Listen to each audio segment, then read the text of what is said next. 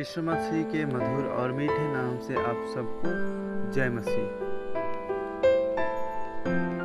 कुछ भाई बहन मेरे पास मैसेज किए थे कि भाई हम लोग रक्षाबंधन का त्यौहार मना सकते हैं या नहीं। इसी बात को लेकर हम आज चर्चा करेंगे। रक्षाबंधन का त्यौहार मनाना है मसीह लोगों को कि या नहीं मनाना है, इसी बात पे हम आज विचार कर रहे हैं। तो आगे बढ़ते हैं। इस त्यौहार को हम जानते हैं हिंदू धर्म के अनुसार मनाया जाता है। इस त्यौहार को हर साल में एक बार हर बार मनाया जाता है, लेकिन हमें मसीह भाई बहन को यह जानकारी जरूरी होना है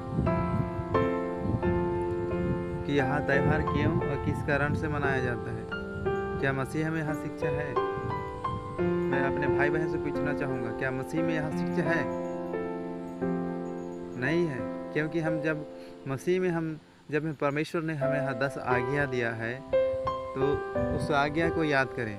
वहाँ लिखा है कि तू मुझे छोड़ दूसरों को ईश्वर करके नहीं मानना। फिर क्या आप धर्म के लेखन में सहमत हैं? हम लोग कुछ जानते भी हैं।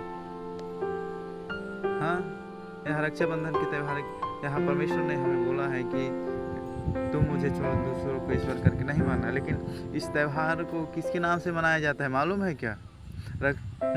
श्रावण मास में पूर्णिमा को मनाया जाता है और समर्पित है। इस त्यौहार का प्रचलन सदियों से पुराना है।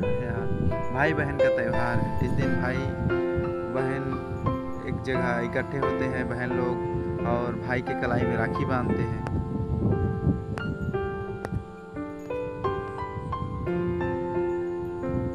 क्या आप भी यहाँ इसमें शामिल होना चाहते हैं? मान्यता को भाव आदर देना चाहते हैं?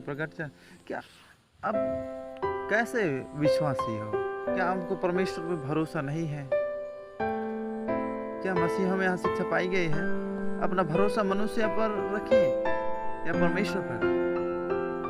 आप जानते हैं कि अपना भरोसा केवल जीवित परमेश्वर पिता पर रखना है, जैसा कि लिखा है, यहोवा मेरा चरवाहा है, मेरा सरल स्थान है, मेरा ऊंचा गढ़ है, मैं पर तैयार है। लेकिन सवाल ये है कि आपको रक्षा कौन करता है? जीवन में श्वास कौन देता है? रक्षाबंधन के त्यौहार मनाने से क्या रक्षा मिलेगा? मेरे भाई और बहनों, कई बार तो कुछ मसीह भाई बहन यही सोचते हैं कि प्रेम का प्रतीक है रक्षाबंधन।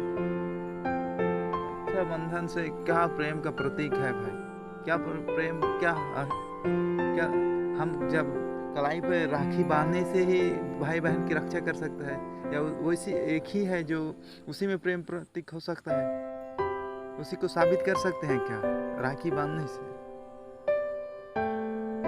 कई लोग तो नहीं जानते प्रेम क्या है बाइबल के अनुसार, किसे कहा गया है। क्या प्रेम का अर्थ जाना है आपने कभी?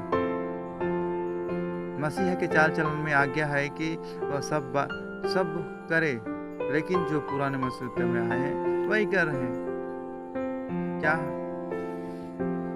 नए जन्माए गए हैं हम लोग? यीशु के खून से खरीदे लोग हैं। हमें संसार से अलग किए गए हैं। अधार्मिक सुखों को मानने का कोई अधिकार नहीं है हमें। धर्म का अधर्म से क्या मोल जो मेरे भाई और बहनों, क्या आप स्वर्गवासी हो?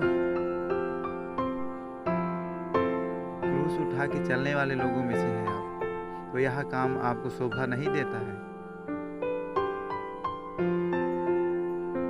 क्या आपको अपने जीवन को लेकर कोई चिंता है? अगर इतनी सी भी चिंता है मेरे भाइयों, तो ये सब की चीज, ये सब व्यर्थ है सारा।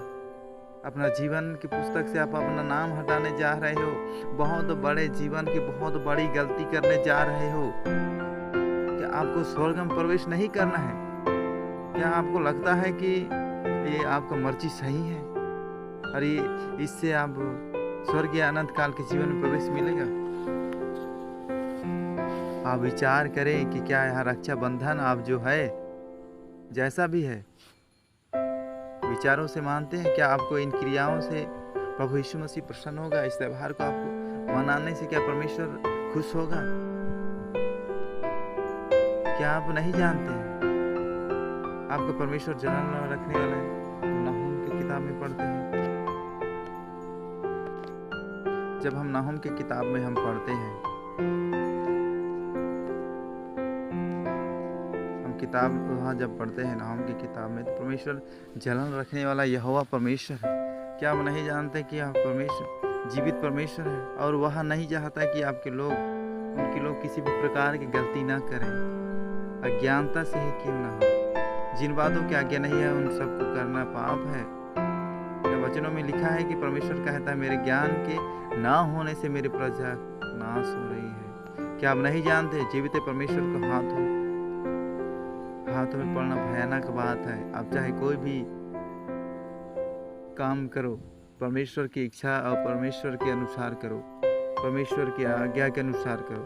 लेकिन यह बात अगर हम नहीं करते हैं तो लेकिन यह बात याद रखें, पिता के निकट यह सब अधर्म है। कोई धर्मियों का स्वर्ग में प्रवेश नहीं है, कोई स्वर्ग में प्रवेश नहीं कर सकता, क्योंकि पिता के लहू और मांस की सहभागिता रखने वाले उसके चुने हुए लोगों को बड़ी गंभीरता से जीवन को इस संसार में व्यतीत करना है।